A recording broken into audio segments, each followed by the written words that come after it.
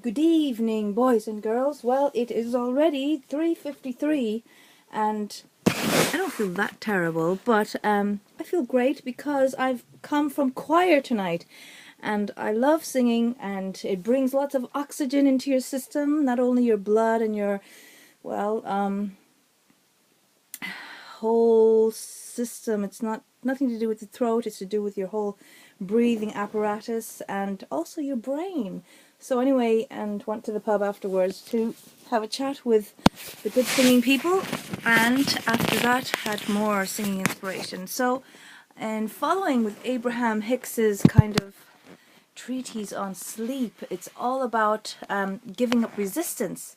So they say if you feel like you've had a great night's sleep, even if you didn't, that your body will actually behave as if it had. So I'm going to go with that because I know I have to get up early tomorrow morning, and I'm going to just not deny that I feel great and okay, even though it's quite late.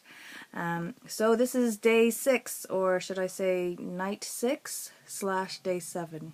Okay, Ihuainish, and I hope you all have Bringloigi Jassy sweet dreams.